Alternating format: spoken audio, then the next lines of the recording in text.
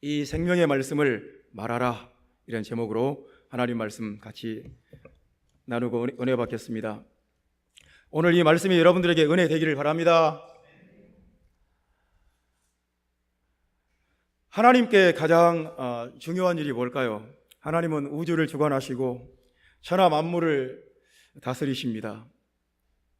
우리는 우주를 상상할 수도 없습니다. 우주의 끝이 어디고 어디서 시작해서 우주의 상하 좌우가 어디일까 우리는 상상이 되지 않습니다. 우주의 그 바깥에는 또 뭐가 있을까? 그것도 상상이 되지 않습니다. 우리가 생각할 수 있는 범위를 뛰어넘는 너무나 광대한 거예요. 하나님은 이 큰 우주를 주관하시고 다스리시는 하나님이십니다. 또 우리 눈에 보이는 셀 수 없이 많은 이 지구상에 있는 모든 만물들, 하늘에 있는 것들과 땅에 있는 것들과 바다에 있는 것들, 땅 속에 있는 어떤 지질학적인 것들, 이 모든 것들을 다 주관하시고 다스리시는 하나님이십니다. 하나님이 얼마나 크신 분입니까? 하나님이 얼마나 놀라운 분입니까? 하나님이 얼마나 위대하신 분입니까? 그런데 이 하나님께 가장 중요한 것이 있어요. 이 크신 하나님께 가장 중요한 것이 뭐냐면 여러분과 나를 구원하는 거예요. 여러분 그렇게 믿으십니까? 하나님께 가장 중요한 거예요. 여러분과 내가 구원받는 거, 여러분과 내가 복음의 말씀을 듣고 여러분과 내가 구원받는 거, 이것이 하나님께 가장 중요한 일이고 하나님의 가장 중요한 사역이라는 거예요. 그렇게 믿으시면 아멘합니다. 우리는 하나님이 우리를 구원하시는데 하나님이 우리를 구원하기 위해서 어떻게 하시냐면 교회를 세우셨어요. 하나님이 교회를 세우시고 이 교회를 통해서 함께 구원받으라고. 우리는 이 하나님의 교회를 딱 세워놓고 교회에 모여서 교회에서 함께 구원받아라. 교회는 노아의 방주와 같은 것입니다. 여러분, 하나님이 노아 방주를 만들어 놓고 노아 가족 전체가 그 방주를 통해서 함께 구원받게 했습니다. 동물들도 함께 구원받게 했습니다. 각자 자기의 구원을 위한 자기의 구명정을 만들어라. 이건 하나님이 구원하시는 방식이 아닙니다. 개인적으로 구원받아라. 하나님의 구원 방식이 아닙니다. 하나님은 교회를 만들어 놓고 교회를 통해서 함께 구원받아라. 같이 구원받아라. 그래서 내가 구원받으려면 우리 형제자매들이 같이 구원받아야 돼요. 사랑하는 성도 여러분, 모두가 같이 구원받으라고, 함께 구원받으라고 하나님께서 거대한 방주를 만들라고 하신 것입니다. 아주 방주는 상암 월드컵 경기장만 했던 것 같아요. 길이가 150m고요. 높이는 5층 높이. 와, 정말 어마어마하게 큰 방주를 만들려고 하셨어요. 함께 같이 구원받으라고. 우리는 이 시대를 살아가면서 교회에 대해서 안 좋은 이미지도 갖게 됩니다. 우리는 뉴스에서 교회에 안 좋은 뉴스도 봅니다. 그래서 교회에 대해서 우리는 부정적인 이미지를 가질 수도 있습니다. 근데 그래도 하나님은 교회를 통해서 여러분과 나를 구원하기를 기뻐하시고 이것이 하나님의 구원 방법이라는 것을 여러분 아시기를 바랍니다. 교회가 그래서 중요해요.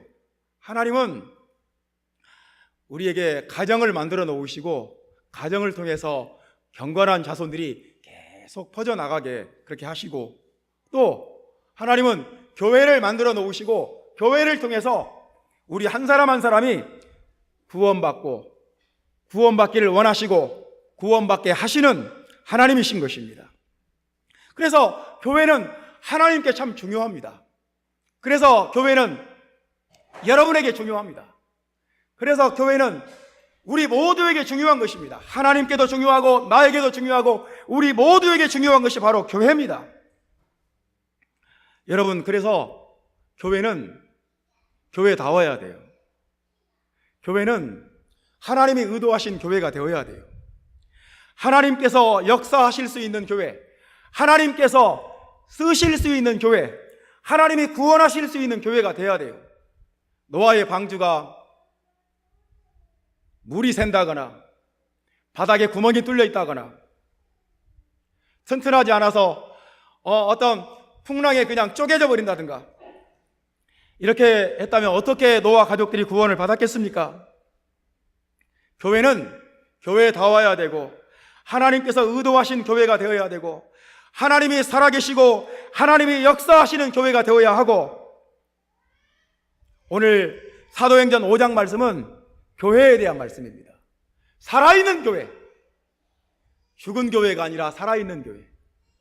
여러분, 이 말씀에 관심이 생기지 않습니까?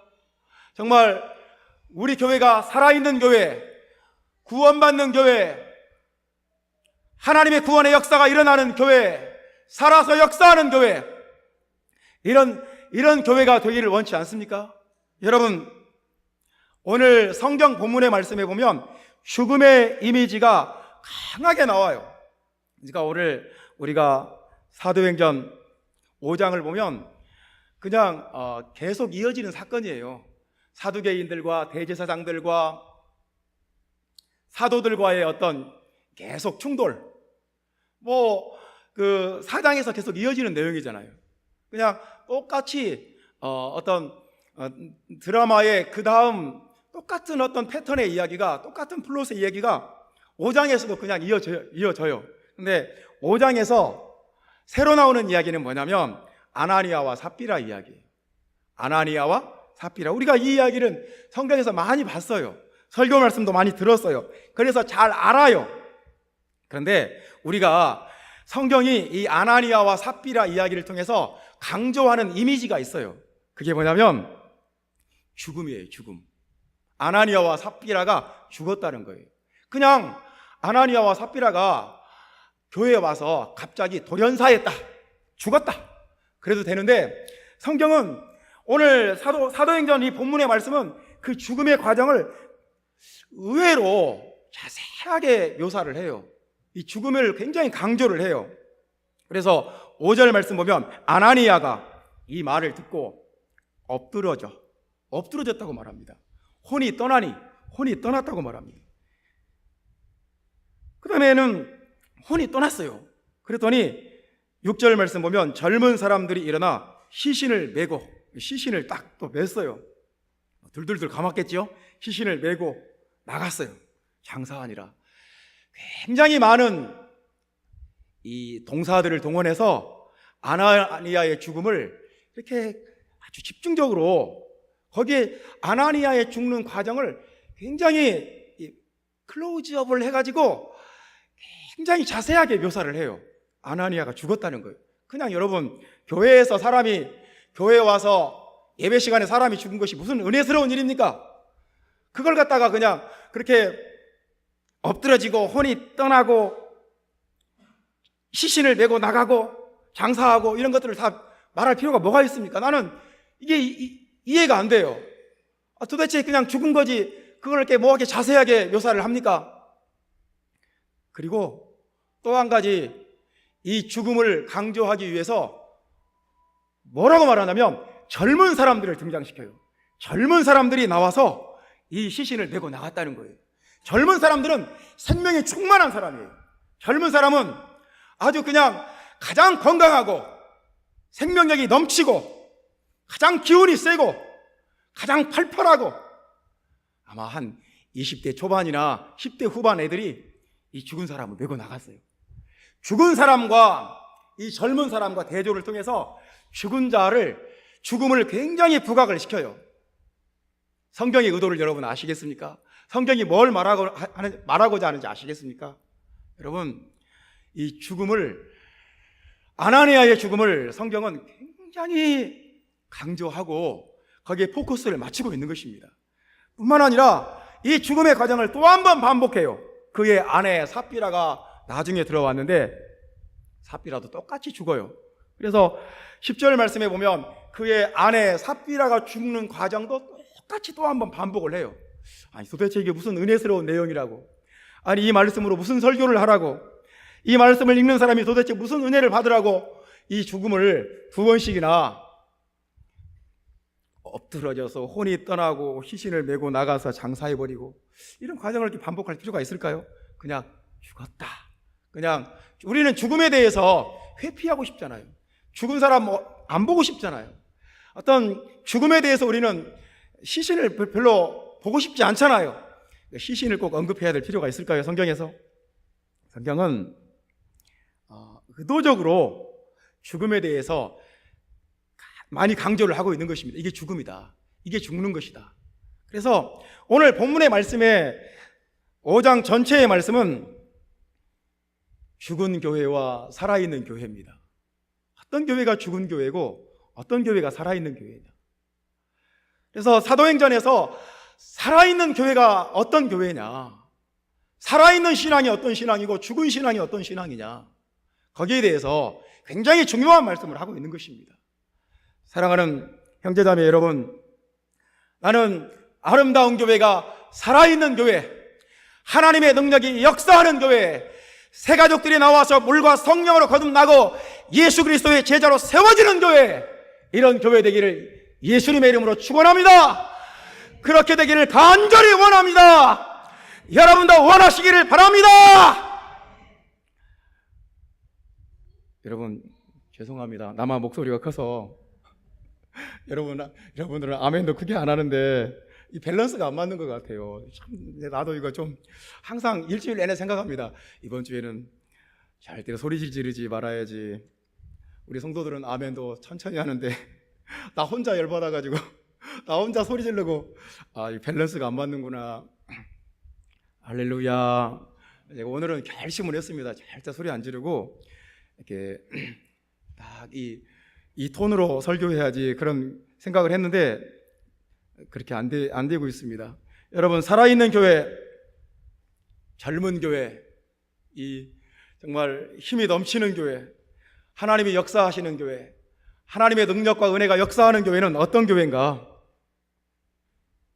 우리 11절 말씀 보겠습니다. 11절 말씀 다 같이 봅시다.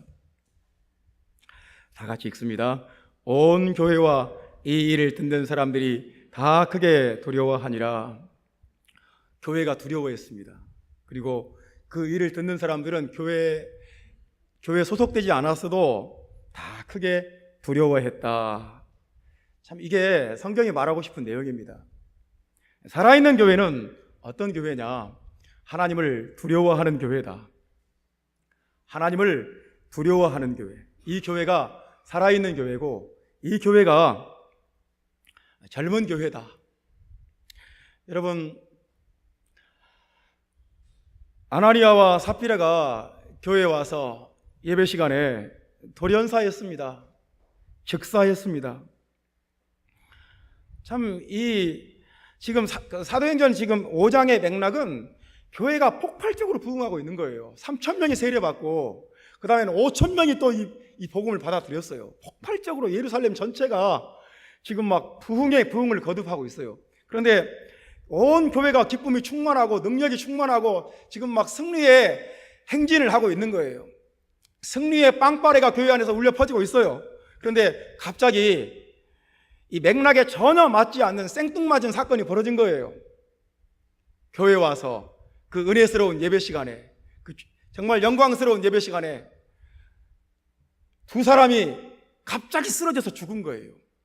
여러분, 정말 이게 무슨 은혜되는 사건입니까? 지금 초대교회의 이 전체적인 흐름과 맥락에도 맞지 않고 정말 이게 초대교회에 무슨 은혜가 되고 영광스러운 사건도 아닙니다. 참, 그래서 우리는 아나니아와 삽비라 읽을 때도 어렵고 이 말씀을 해석할 때도 어렵고 이 말씀을 어떻게 적용해야 될지 이것도 어렵습니다. 참, 이 말씀으로 어떻게 설교를 해야 되나? 우리는 성경을 읽다가 참 이건 문학적이지 않다. 왜 이렇게 돌발적인 사건이 벌어지지? 정말 너무 생뚱맞은 사건이 갑자기 퍽 치고 올라온 거예요. 당황스러워요. 성경을 읽다가도 당황스럽습니다. 설교자들이 가장 당황스러운 것은 이런 것을 설교하면 듣는 사람들이 하나님을 오해할 수 있어요. 하나님은 아주 냉정하고 가혹하신 하나님이구나. 아주 신경이 날카롭고 예민하신 하나님이구나. 잔뜩 화가 나 있다가 어떤 순간에 뭐가 딱 걸리면 그냥 화를 폭발해버리는 아주 정말 분노 조절 장애가 있는 하나님이구나. 그렇게 하나님을 오해할 수도 있어요. 그래서 참 해석과 적용이 난해한 부분입니다. 우리가 읽기에는 그래요. 여러분 그렇지 않습니까? 저만 그렇습니까? 우리는 지금 2018년도를 살고 있는 우리에게는 참 어색하고 이런 것을 왜 기록했을까? 이런 걸 빼면 안 되나? 이걸 성경에 기록한 의도가 뭘까? 이해가 안 돼요. 그런데 2000년 전 유대인들한테는 이런 사건을, 이런 이야기를 해석할 수 있는 그 프레임이 머릿속에 있어요. 이게 이런 얘기를 딱 들으면 무슨 얘기구나. 그냥 해석할 수 있어요. 그러니까 유대인들은 이런 이야기가 어떤 맥락의 이야기인지 금방 알아요. 왜냐하면 해석할 수 있는 해석의 틀이 그 머릿속에 있기 때문이에요. 왜냐하면 이런 이야기가 구약 성경에 자주 나왔던 이야기예요. 예를 들면 대표적인 사례가 우사 이야기입니다. 다윗 왕이 예루살렘으로 언약궤를 옮깁니다. 수레에 싣고 옮기는데 이 소들이 갑자기 막 뛰는 거예요. 그래서 언약궤가 수레에서 떨어지려고 그래요. 그래서 하나님의 언약궤가 땅에 떨어지는 것을 그냥 보고 있을 수 있습니까? 그래서 언약궤를 손으로 붙들었어요. 그랬더니 우사가 즉사였어요. 그래서 이런 구약의 사례들을 통해서 아주 위험한 것이 있구나. 하나님의 임재 앞에서 까불면 안 되는구나. 이 유대인들은 어떤 하나님의 임재, 하나님의 언약궤가 있는 데서 굉장히 두렵고 떨림으로 행해야 한다는 것을 알고 있습니다. 하나님 앞에서 굉장히 신중하고 조심하고 경건하고 하나님 앞에 행할 때 엎드려야 되고 조심조심 두렵고 떨어야 된다는 것을 알아요. 그렇지 않으면 그냥 죽는다는 거, 아주 무섭다는 거, 그걸 압니다. 그래서 유대인들은 이 이야기를 들을 때, 이런 성경을 읽을 때 금방 이해를 합니다. 교회는 하나님의 언약궤가 있는 곳이구나. 교회는 하나님의 임재가 있는 곳이구나. 교회는 하나님의 지성소구나. 대제사장도 1년에 한 번 들어가서 두렵고 떨림으로 하나님께 죄사함 받는 곳, 교회는 두렵고 떨리는 곳이구나. 교회는 하나님의 지성소가 있는 곳이구나. 교회는 정말 조심하고 삼가고 두려워하고 경건한 장소구나. 이런 것들을 금방 깨달아요. 아나니아와 삽비라가 뭐가 문제냐면 하나님을 무시했어요. 하나님 눈에 보이지도 않는데 무슨 정말 하나님이 눈에 보입니까? 하나님 안 보이죠. 하나님이 눈에 보이지도 않고 어떤 하나님을 객관적인 변수로 생각하지 않은 거예요. 하나님은 그냥 관념 속에 있는 거고, 하나님이 어디 있냐 도대체. 하나님이 어디 있어? 없어. 하나님을 무시해버리고 하나님을 멸시해버렸습니다. 그들이 아나니아와 삽비라가 하나님을 무시했다는 것이 3절 말씀 보면 네가 성령을 속이고 그랬습니다. 하나님을 속였다고 그럽니다. 그리고 4절 말씀에는 네가 하나님께 거짓말한 것이다. 9절 말씀 보면 어찌하여 주의 영을 시험하려고 하느냐. 하나님을 시험했다고 그럽니다. 그러니까 완벽하게 이 아나니아와 삽비라가 하나님의 임재를 무시했어요. 교회를 그냥 사람들의 집단으로 생각했어요. 사람들이 모인 곳, 어떤 사람들의 회합, 어떤 기독교 교리를 좋아하는 사람들의 동호인 모임, 이런 식으로 생각했습니다. 하나님이 계신 곳, 하나님의 임재가 있는 곳, 거룩하신 하나님의 지성소, 이런 것으로 생각하지 않았습니다. 여러분, 누군가가 나한테 와서 거짓말하고 나를 속이고 그러면 내가 기분 나쁘죠. 그 사람이 나를 무시한 거거든요. 누가 나를 시험하려고 한다. 내가 지금 어떤 반응을 보이나 나를 시험하면 굉장히 기분 나쁩니다. 누가 했더라도 기분 나빠요. 근데 아나니아와 삽비라가 하나님을 속이고 하나님한테 거짓말하고 하나님을 시험하려고 그랬어요. 하나님을 무시한 겁니다. 하나님을 멸시한 겁니다. 이 하나님을 멸시하고 하나님을 무시하고 하나님이 어디 있어 도대체, 이런 것은 아주 안 좋은 태도입니다. 이건 영적으로 죽은 거예요. 여러분, 하나님을 경외하지 않으면 살아있는 것이 아닙니다. 하나님을 경외하지 않는다, 하나님을 두려워하지 않는다, 나는 교회에 와서 예배 시간에도 하나님이 두렵지 않다, 이건 위험한 겁니다. 하나님을 경외하지 않는 것은 죽은 거예요. 그래서 사도 베드로는 아나니아에게 이렇게 말합니다. 아나니아야, 어찌하여 사탄이 내 마음에 가득하여. 하나님을 경외하지 않는 마음은 그 마음에 사탄이 가득한 겁니다. 죽은 거예요. 이미 영적으로 죽은 겁니다. 사랑하는 성도 여러분, 예수 그리스도는, 이곳에 임재해 계신 예수 그리스도는 임금과 구주라고 오늘 본문 31절에 말씀합니다. 예수 그리스도는 왕이에요. 예수 그리스도는 구원자예요. 임금과 구주가 되시는 예수 그리스도를 우리가 무시해버리고 멸시하고 어떻게 축복받기를 바라고 어떻게 잘 되기를 바라고 어떻게 하나님의 영광 보기를 생각할 수가 있겠습니까? 하나님을 경외하지 않는 것은 위험한 거예요. 하나님을 경외하지 않는 것은 아주 패역한 일입니다. 자신이 임금인 것처럼 하나님을 내가 마음대로 속일 수도 있고 거짓말할 수도 있고 하나님을 시험할 수도 있고, 이것은 마귀가 예수님한테 했던 것입니다. 복음은 예수 그리스도만이 유일하신 하나님이시고 왕이고 구원자라고 우리에게 가르칩니다. 여러분, 그렇게 믿으시면 아멘 하시기 바랍니다. 정말로 예수 그리스도가 왕이라면, 정말로 예수 그리스도가 주라면, 정말로 예수 그리스도가 하나님이라면 우리가 하나님 앞에 두렵고 떨어야 되지 않을까요? 하나님을 인정하고 하나님을 두려워하고 하나님을 경외하는 것이 우리가 살 길입니다. 신앙이 살아있나 죽어있나, 하나님을 경외하는 사람들은 신앙이 살아있는 것입니다. 나는 하나님 두려워. 하나님이 내 마음속에 이런 생각을 다 보실까요? 난 하나님 두려워. 내가 금방 내 입으로 한 말 하나님이 아셔. 난 하나님이 두려워. 내가 내 언행심사, 내 행동까지 하나하나 하나님이 아실 거야. 하나님이 아셔. 난 하나님이 두려워. 주님, 내가 잘못했습니다. 회개합니다. 고치겠습니다. 뉘우치겠습니다. 주님 뜻대로 살겠습니다. 이 신앙은 살아있는 신앙이에요.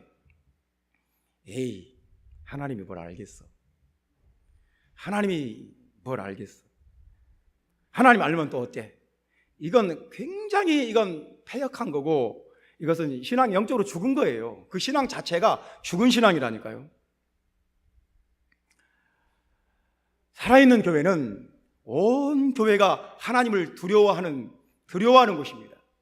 그래서 대제사장도 지성소에 들어가서 하나님 앞에 엄숙하지 않으면, 경솔하게 행동하면 죽었어요. 1년에 한 번도 죽었어요.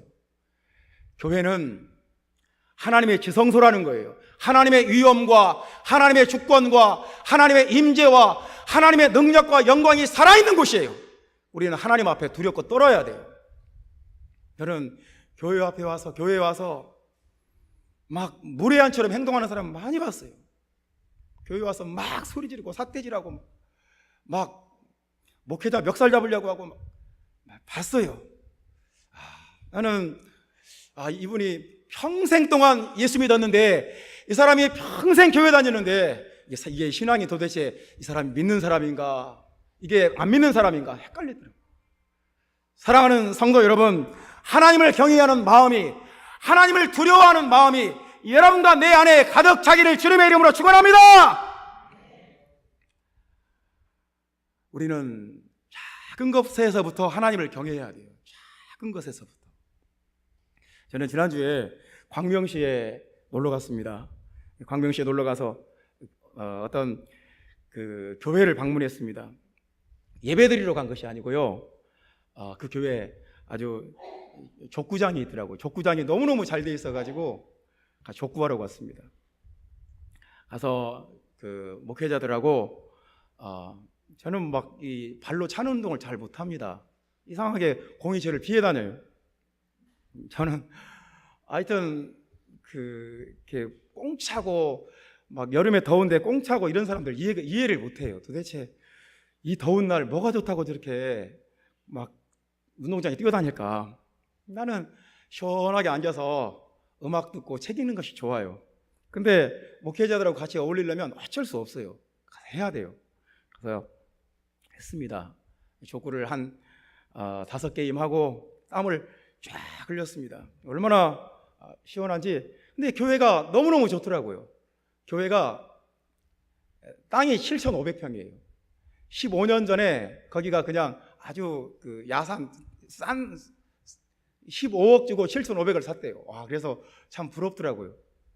교회도 너무너무 예쁜 거예요. 와, 진짜 이 예배당에 우리 아름다운 교회 성도들 다 데리고 와서 여기서 예배 보면 좋겠다, 그 생각이 들었어요. 너무너무 교회가 안에 인테리어나 이 데코레이션이 너무너무 깔끔하고 잘 된 거예요. 정말 좋았어요. 우리 아름다운 교회도 하나님께 이런 축복을 받아야지, 그런 생각이 들었습니다. 그런 생각하는 것이 뭐 나쁩니까?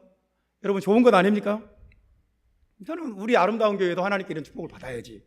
이렇게 넓은 땅에 교회도 그 뒤에는 딱 산이 병풍처럼 둘러싸여 있고, 교회도 예쁘게 지어가지고 어디 시골 교회 종탑을 또 인사동에서 사다가 딱 달아놓고 땡그랑 땡그랑 치고, 와, 정말 너무 좋았어요.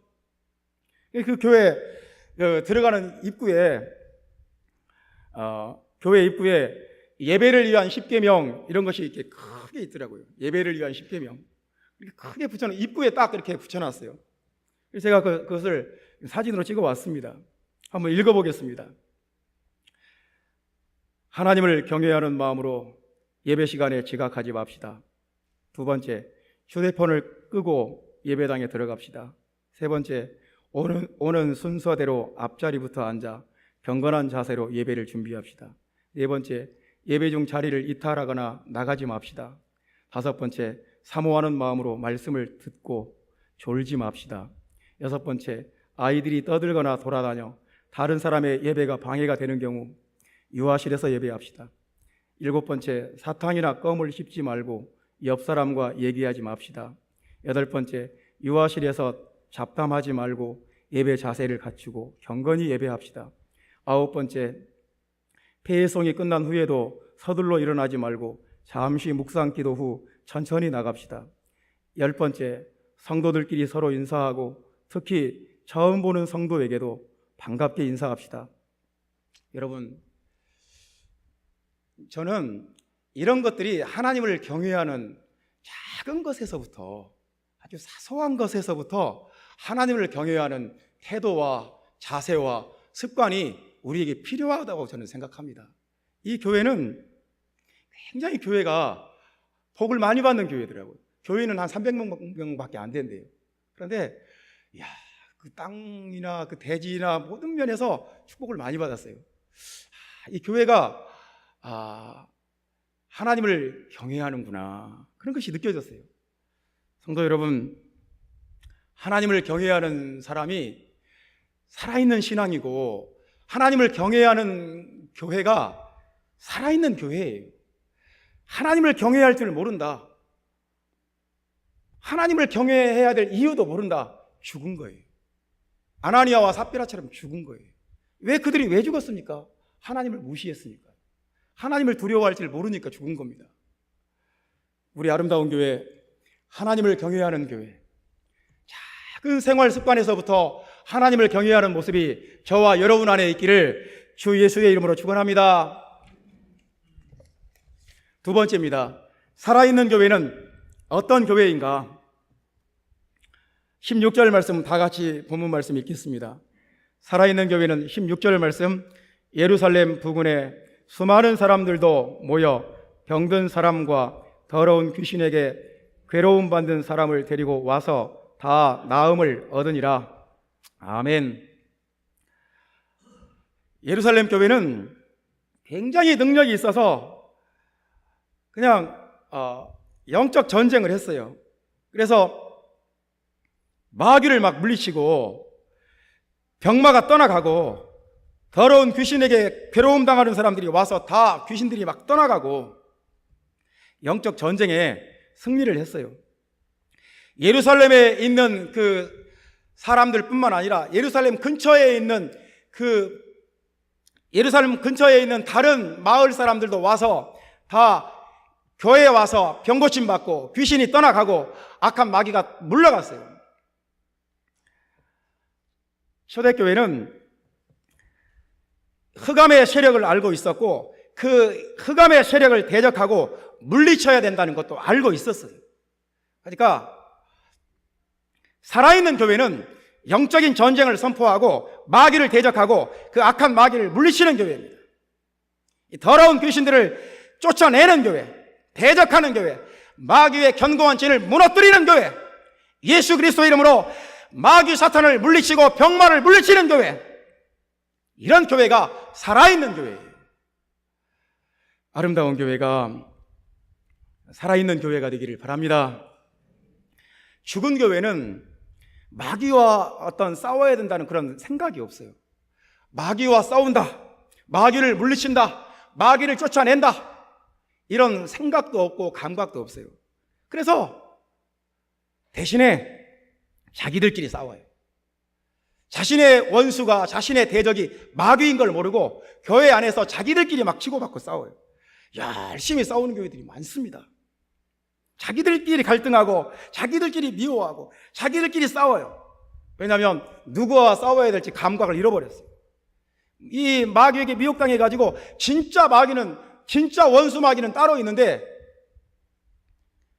성도들끼리 분열하고 성도들끼리 갈등하고 성도들끼리 싸우고 막 치고받고 이러면 마귀는 팔짱 끼고 지켜봅니다. 잘한다. 아이고 잘한다. 마귀가 춤을 춰요. 여러분, 초대교회는 자기들끼리 싸우는 교회가 아니었습니다. 누가 우리의 원수인지, 누가 우리의 대적인지, 우리가 누구를 무너뜨려야 되고, 무엇을 대적해야 되고, 무엇을 쫓아내야 되고, 우리가 무엇을 결박해야 되는지 알고 있는 교회였어요.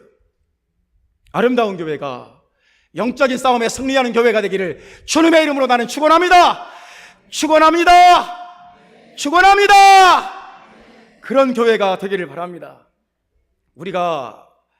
우리는 눈에 보이는 것이 전부라고 생각해요. 우리는 가시적인 세계만 진짜 세계고 눈에 보이지 않는 불가시적인 세계는 무시해도 된다고 생각합니다. 눈에 보이는 것이 전부다.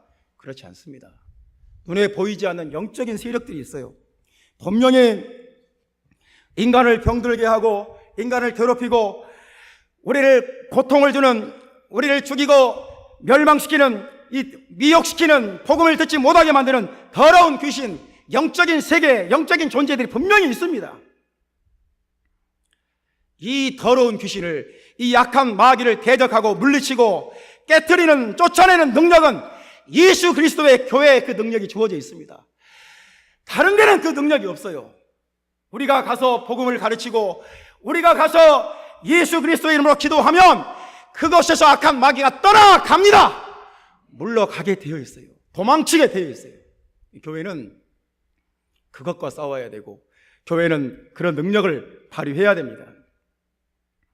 우리 교회에 예수님이 그런 능력 주신 줄 믿으시기를 바랍니다. 우리가 기도해야 됩니다. 예수 그리스도 이름으로 기도해야 돼요. 주님, 내 마음속에 더러운 귀신들 쫓아내 주시옵소서. 우리 가족들 가운데, 우리 가정 안에 성령이 충만하고 악한 영들은 틈타지 못하게 하옵소서. 아름다운 교회 안에 성령과 말씀이 충만하고 더러운 영들이 쫓겨나가게 하시고 다시는 틈타지 못하게 하옵소서. 우리는 기도해야 돼요. 그러면 쫓겨나가요. 대적해야 돼요.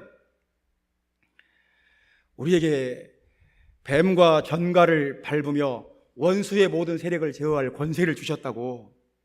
우리가 복음 전하고 우리가 기도하면 하늘에서 번개처럼 사단이 떨어지는 것을 주님이 보신다고 누가복음 주님이 이렇게 말씀하셨습니다. 사랑하는 형제자매 여러분, 아름다운 교회를 통해서 마귀가 물러가고 아름다운 교회를 통해서 사단의 권세가 깨어지는 역사가 일어나기를 바랍니다. 아름다운 교회 전체의 성도들의 기도의 능력을 통해서 이 나라 이 땅에 더러운 마귀가 물러가기를 바랍니다. 아름다운 교회 안에 성령이 충만하기를 바랍니다. 교회가, 살아있는 교회는 성령과 말씀이 충만한데 죽은 교회는 마귀의 소굴이에요. 마귀가 그냥 막 각 기관마다 막 득실해요. 각 기관마다 마귀가 들어와 있는 것을 어떻게 아냐? 마귀가 막 뿔 달린 도깨비처럼 오지 않습니다. 서로를 미워하게 만들고, 서로 증오하게 만들고, 서로 다투게 만들고, 이게 지금 마귀가 들어와 있다는 증거입니다. 오늘 성경 말씀에 5장에도 보면 마귀가 역사하면 이런 일이 있어요. 17절 말씀 봅시다. 대제사장과 그와 함께 있는 사람, 즉 사두개인의 당파가 다 마음에 시기가 가득하여 일어나서, 이 마음에 시기가 가득한 것은 벌써 마귀에게 조종받고 있는 것입니다. 성령이 떠나버린 거예요. 성령은 하나도 없고 마귀가 가득 차면 시기가 가득 차게 되어 있습니다. 야고보서에도 이렇게 말씀했습니다. 어떻게 그 사람 속에 귀신이 역사하는 것을 어떻게 아느냐? 정신분열 증세를 보이고 막 이상한 거 본다고 하고 이상한 말 하는 거 보면 이 사람 지금 귀신 들렸구나. 그것보다 더 본질적인 것이 있습니다. 그 사람 마음속에 독한 시기와 다툼이 있으면 이건 마귀다. 그 속에 마귀가 역사하는 것이다. 이건 땅의 것이고 정욕의 것이고 이것은 귀신의 것이다. 야고보가 분명히 이렇게 말을 했습니다. 여러분, 하나님의 성령이 충만하면 우리가 대적을 물리치고 교회를 괴롭히는, 교회를 부흥하지 못하게 가로막는 더러운 영들이 다 떠나갑니다. 하지만 우리가 이 마귀를 대적하지 않으면 얘네들이 자꾸 기어들어와서 우리를 눈을 가로막아요.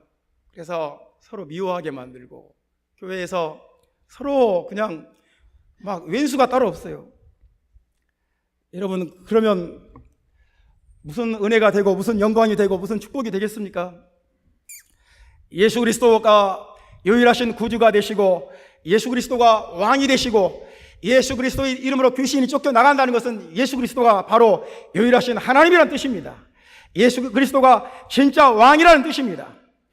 우리가 믿는 예수님이 왕이니까, 우리가 믿는 예수님이 진짜 하나님이니까, 우리가 믿는 예수님이 마귀보다 더 강하니까 우리는 예수 그리스도의 이름으로 귀신을 물리치고 쫓아내고 견고한 진을 무너뜨리고 악한 마귀를 대적하고 승리하는 교회, 살아있는 교회, 역사하는 교회, 하나님의 축복과 은혜가 넘치는 교회가 되기를 저는 간절히 원합니다.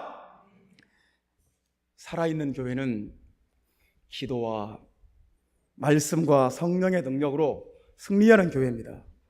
아름다운 교회가 이런 교회가 되고 여러분이 이런 축복을 받으시기를 주님의 이름으로 축원합니다. 세 번째입니다. 어떤 교회가 살아있는 교회인가? 42절 말씀 다 같이 읽겠습니다. 42절 다 같이 읽겠습니다. 그들이 날마다 성전에 있든지 집에 있든지 예수는 그리스도라고 가르치기와 전도하기를 그치지 아니하니라. 아멘. 이게 무슨 말씀이냐면요, 날마다 시도 때도 없이 성전에 있든지 집에 있든지 장소를 가리지 않고 예수는 그리스도라 가르치기와 전도하기를 그치지 않았다는 말은 포기하지 않았다는 말입니다. 정말 대제사장들과 사두개인들과 성전 맡은 자들과 이 예루살렘의 권력자들이 계속 핍박합니다. 채찍으로 때리고 감옥에 가두고 죽이겠다고 위협하고 협박하고, 그래도 포기하지 않았다는 것입니다. 그래도 계속 예수는 그리스도다, 예수는 부활했다, 예수는 임금과 구주다, 예수의 이름으로 우리가 죄사함 받는다, 예수님만이 유일하신 하나님이다, 예수님이 진짜 왕이다, 계속 가르쳤다는 거예요. 포기하지 않았다는 거예요. 그치지 않았다는 거예요. 쉬지 않았다는 거예요. 멈추지 않았다는 거예요. 그만두지 않았다는 거예요. 예수 그리스도를 가르치는 교회는 살아있는 교회입니다. 아름다운 교회가 그런 교회 되기를 바랍니다. 예수 그리스도가 왕이다, 예수 그리스도가 구원자다, 예수 그리스도가 유일하신 하나님이다, 예수 그리스도가 메시아다, 이것을 계속해서 가르치는 교회는 살아있는 교회라는 거예요. 저는 한때 이걸 안 가르치고 성도들에게 비전과 꿈과 희망과 위로와 축복과 이런 메시지를 열심히 전했어요. 여러분 축복받으시라고, 여러분 꿈을 가지시라고, 여러분 희망을 가지시라고, 고난을 견뎌내시라고, 하나님이 여러분 축복하실 거라고, 축복과 물질의 은혜와 그 모든 그런 메시지들을 열심히 전했습니다. 하나님의 축복이 없고 능력도 없었어요. 그래서 제가 크게 회개하고 그때부터 예수 그리스도가 왕이다, 예수 그리스도가 유일하신 하나님이다, 이것을 열심히 가르치고 전하기 시작했습니다. 한번 제가 다 꼬꾸라지고 한번 다 깨졌습니다. 사랑하는 성도 여러분, 어떤 교회가 살아있는 교회입니까? 예수를 가르치는 교회예요. 예수는 그리스도다. 초대교회는 어떤 다른 메시지가 없었습니다. 어떤 설교를 해도 어떤 주제를 말해도 예수는 부활했다, 예수는 그리스도다, 예수는 임금과 구주가 되신다, 예수는 왕이다, 예수가 아브라함과 이삭과 야곱의 하나님이다, 모세의 떨기나무에 나타나셨던 그 하나님은 바로 예수 그리스도다. 초대교회는 계속 그것만 가르쳤습니다. 사도들이 이걸 가르치다가 감옥에 갇혔습니다. 그랬더니 감옥에 갇혔는데 하나님이 천사를 보내서 감옥문을 열어버려요. 그리고 우리 성경 말씀 봅시다. 19절 20절 말씀 제가 읽겠습니다. 주의 사자가 밤에 옥문을 열고 끌어내어 이르되 가서 성전에 서서 이 생명의 말씀을 다 백성에게 말하라 하매, 하나님의 천사가 와서 감옥문을 활짝 열어제치고 사도들을 막 탈옥을 시켜버렸어요. 나와라. 근데 그 이유가 딱 한 가지예요. 가서 너희들 지금 사두개인들이 너희들 죽이려고 하니까 또 잡아서 너희들 가둘 수도 있으니까 멀리 도망가라, 멀리 도망가라. 그리고 숨어 있어라. 그렇게 말하지 않았습니다. 가서 가장 공개적인 장소인 성전에 서서 이 생명의 말씀을 전하라, 이 진리의 복음을 가르쳐라. 지금 그것 때문에 감옥에 왔는데 또 그것을 가르치라는 것입니다. 하나님이 천사들을 보내서 사도들을 감옥에서 끄집어내는 이유가 딱 한 가지인 거예요. 이 생명의 말씀을 전하라. 어차피 사도들은 이 복음 전하다가 순교를 당했어요. 시험 순교 당하나 나중에 순교 당하나 어차피 순교에서 죽는 것은 똑같아요. 그런데 한 가지가 달라요. 그동안의 말씀을 전할 수가 있는 거예요. 하나님께는 이 세상에 사도들이 전한 진리, 이 생명의 말씀, 이 구원의 진리가 선포되고 증거되는 것이 그렇게 중요한 거예요. 여러분 그렇게 믿으시면 아멘 합시다. 복음을 가르치고 복음이 전파되는 것이 하나님께는 그렇게 중요한 것입니다. 하나님이 사도들을 감옥에서 끄집어내서 그들을 탈출시킨 목적이 복음 전하라는 거예요. 하나님이 여러분을 오늘 이곳에 부르신 이유도 그거예요. 하나님이 여러분을 축복하셨다면 그 이유도 그거예요. 하나님이 여러분에게 건강 주셨다면 그 이유도 거기에 있어요. 하나님이 여러분 잘되게 하셨다면 복음 전하라고, 어떻게 해서든지 복음 전파하라고. 마귀는 이 복음을 전하고 가르치는 것에 대해서 거의 히스테리적인 반응을 보입니다. 28절 말씀 보면 그냥 발작적인 반응을 보입니다. 28절 말씀 보면 이르되 우리가 이 이름으로 사람을 가르치지 말라 엄금하였으되 너희가 너희 가르침을 예루살렘에 가득하게 하니 이 사람의 피를 우리에게 돌리고자 함이로다. 정말 마귀는 죽기 살기로 싫어해요.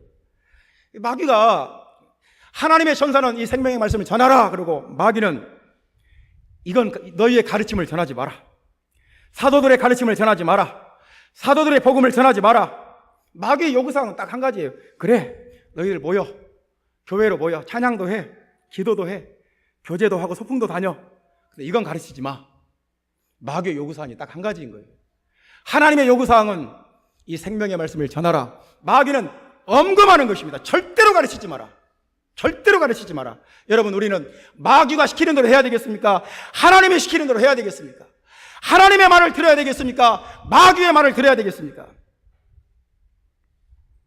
대답할 필요도 없습니다. 그렇지 않습니까? 도대체 복음이 뭐길래 가르치지도 말라고 하고 전하지도 말라고 하는 겁니까? 이 복음처럼 능력 있는 것이 없습니다. 이 복음이 죽고 사는 문제예요. 이 교회가 죽고 사는 것이 여기에 걸려 있어요.